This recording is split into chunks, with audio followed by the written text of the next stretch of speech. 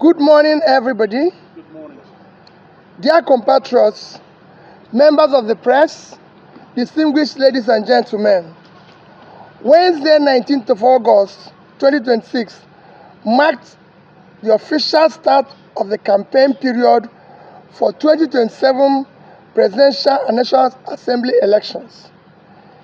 There is no doubt that this is a defining moment for our democracy.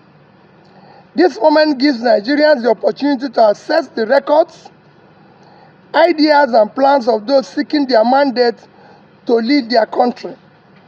At a time of great uncertainty in a rapidly changing world, I consider myself quite privileged to be one of those seeking your mandate to deal with these challenges facing our country today. I enter this contest with one firm conviction: Nigeria can work and Nigeria must work. Nigeria faces several serious challenges. Some of them are indeed of existential proportions. According to the IMF recent report, 63% of Nigerians, or over more than 140 million Nigerians, live at or below national poverty line, with humanitarian agencies estimating that 35 million Nigerians will need food assistance during this 2026 lean season. About 3.6 million Nigerians remain internally displaced, largely because of conflict and insecurity. Each year, millions of young Nigerians enter the labor market, yet too many struggle to find productive opportunities. Weak infrastructure, unreliable power, insecurity, and the excessive cost of doing business continue to burden households and constrain enterprise. These are more than statistics. They reflect the daily realities of Nigerian families, farmers, workers, students, and businesses. Yet, I do not believe Nigeria lacks the ability to overcome these challenges. We have the people, resources, market, talent, and enterprise. What we must do now is to turn these strengths into security, productivity, and shared prosperity. Leadership must deliver results. My successful private sector experience, studies in institutions of repute on policy and business matters, and my service as governor of Anambra State have shaped my understanding of public leadership. Governments must manage resources responsibly, set clear priorities, and measure the outcome of its decisions. Public office is not a reward, it is responsibility to the people. In Anambra State, I prioritize foundations of long-term development, education, healthcare, infrastructure, physical discipline, and institutional capacity. I do not present this record as perfect, but an experience from which Nigerians can draw their conclusions. Senator Rabiu Musa Kwankwaso brings a different but complementary governing experience. As governor of Kano State, he focused strongly on education, technical training, scholarships, infrastructure, human capital development. His administration investment in education and skills showed understanding of the people that the people are the most important assets of the state. Our experiences are different, but our conclusions are the same. Nigeria must invest in its people and manage its resources with discipline. Building an economy that works. Nigeria needs more than reactive reforms. We must focus on the questions that matter. Are Nigerians better off today than they were 4 years ago? Can they afford food, education, and healthcare? Can businesses produce, expand, and create jobs? Can young people find productive work? Can farmers work safely and get their products to the market? These are the measures that matter. With your mandate, our economic agenda will put production, investment, enterprise, human capital at the center of how we lead. We must raise agricultural productivity by securing farming communities, expanding irrigation, improving rural roads and storage, and linking farmers to finance and market. We will strengthen manufacturing and agro-processing so that Nigeria can export more of finished goods and capture greater value of its resources. We will create business environment where entrepreneurs can invest, hire, grow without unnecessary regulatory and infrastructure barriers. And we will manage public finances responsibly. Every naira should have a clear purpose, and major investment should have measurable outcomes. The goal is not growth on its own sake, but the economy that produces more, employs more people, creates wealth, and improves living standards. Security as a foundation. No nation can prosper when its people cannot live, farm, travel, or do business safely. Insecurity has displaced millions of Nigerians and continues to disrupt agriculture, education, trade, and investment. Our response must therefore be comprehensive. We will improve intelligence gathering, coordination among security agencies, strengthen policing and border management, and make better use of technology.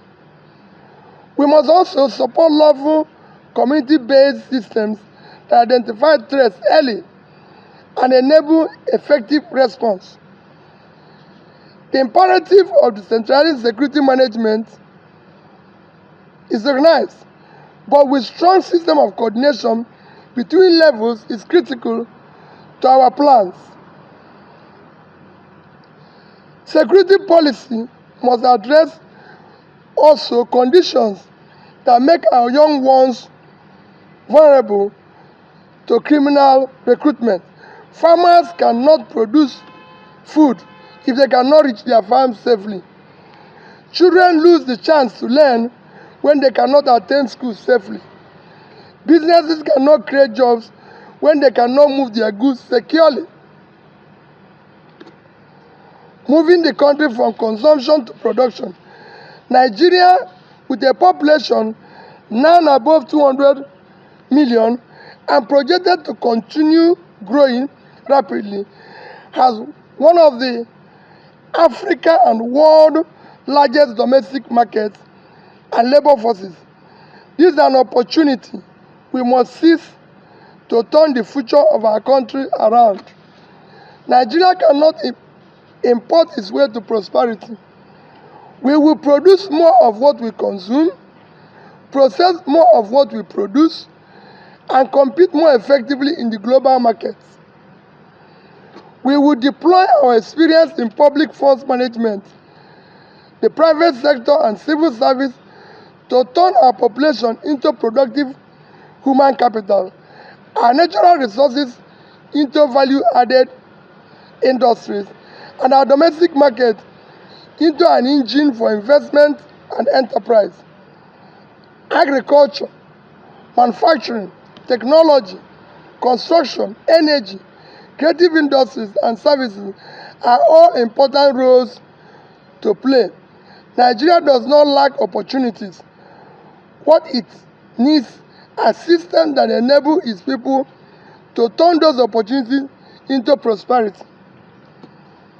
Our young ones are our greatest assets. I reject the idea that Nigerian young population represents a burden.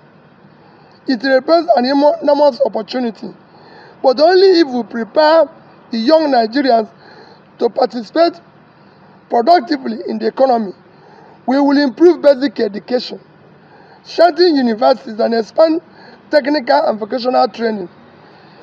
Nigeria needs doctors, engineers, scientists, lawyers, as well as technicians, mechanics, farmers, nurses, programmers, manufacturers, artisans, entrepreneurs.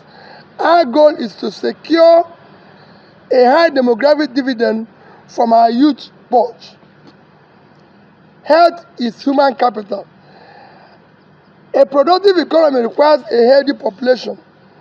Yet Nigerian health indicators remain deeply concerning. According to available data, Nigerian primary health care is very poor, with infant and maternal mortality among the worst globally. We will strengthen health care, improve maternal and child health, expand access to essential medicines, and equip healthcare workers to serve effectively. Every region must become productive and prosper. Nigerian diversity is economic strength. Each region has a distinctive asset, and national policy must unlock these assets while connecting them to one productive economy.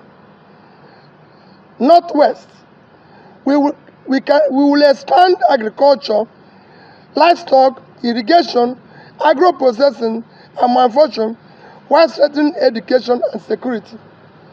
Northeast can speed up reconstruction, restore livelihoods, expand agriculture, education, enterprise, and regional trade.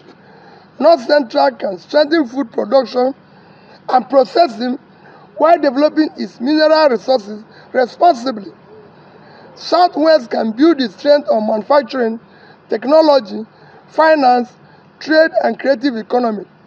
Southeast can expand its entrepreneurial and industrial strength through better infrastructure, stronger connectivity, and greater access to investment and markets. South-South can thrive greater from value added in oil and gas while expanding in maritime services, fisheries, agriculture, and other productive sectors, supported by strong environmental protection. The Federal Capital Territory must demonstrate what efficient urban planning, transportation, housing, sanitation, security, and public service can achieve. Every region must produce. Every region must contribute. Every region must benefit. A different standard of governance.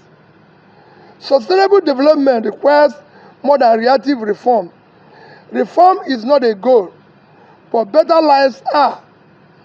The World Bank April 2026 report shows that Nigerian Development Update makes it clear our challenges is to turn economic reform and stabilization into an improved livelihood, stronger human capital, wider opportunities, and inclusive growth. We will pursue practical reforms that deliver lasting results, combining physical discipline with productive investment, as Senator Kwankwaso and I have demonstrated in the past. We will cut wasteful spending while protecting investment that create jobs and expand productive capacity. We will raise public revenue without stifling businesses and invest in education, healthcare, security, small business, and infrastructure, because these are the foundation for future prosperity, not cause to differ. We will also build institutions that endure beyond one single administration. This is the standard by which every government should be judged. Fellow Nigerians, the campaign period gives every citizen an opportunity to join the conversation. I urge Nigerians to examine each candidate's record and proposal, ask tough questions, and demand evidence behind every promise. We should debate ideas without hatred, compete without violence, and disagree without weakening the bonds that unite us. When Nigerians make their choice, that choice must be respected.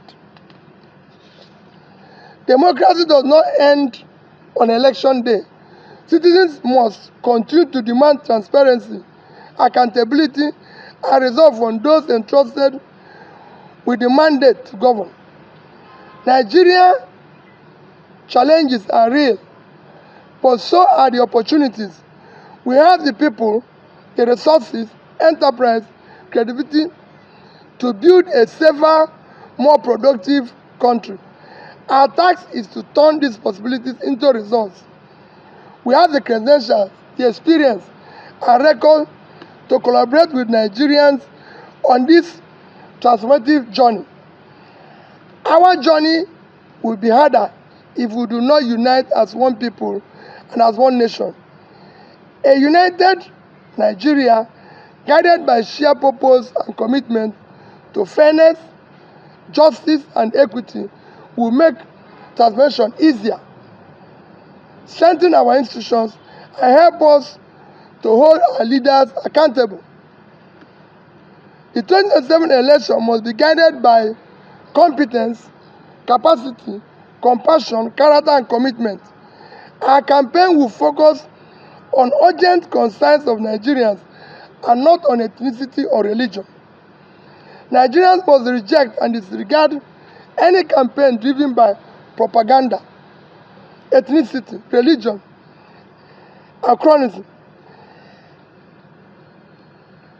As my team and I travel across, we will listen to Nigerians, understand their needs and concerns, and assure them that we have the competence, character, compassion to lead and reset Nigeria for benefits of all.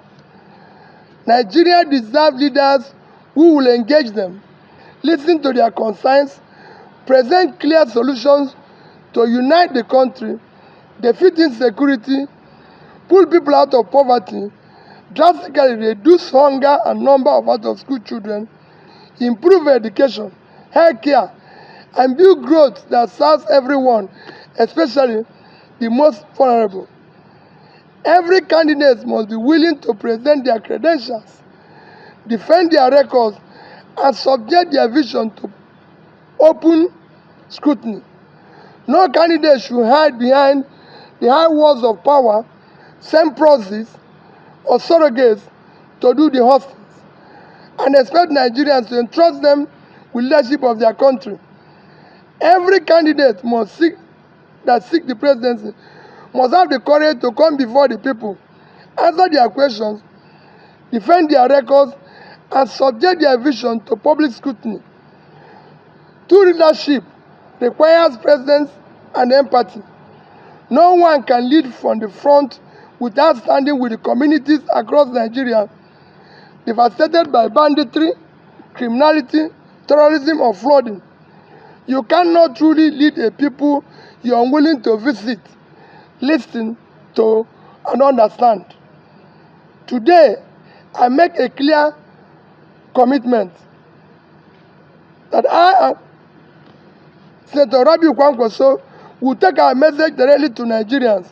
We will listen to them, understand their concerns, and engage them openly. We will not delegate this duty to proxies. We will answer the questions, defend our record and character, and present our plan to rebuild Nigeria. Any presidential candidate that lacks the resolve to travel across the country, meet the people, and respond to their questions lacks the capacity to govern it. I commit to commencing the journey of resetting Nigeria by uniting it, securing it on the path of economic and inclusive growth, and moving our country from consumption to production. A new Nigeria is possible. God Almighty bless Federal Republic of Nigeria. Thank you.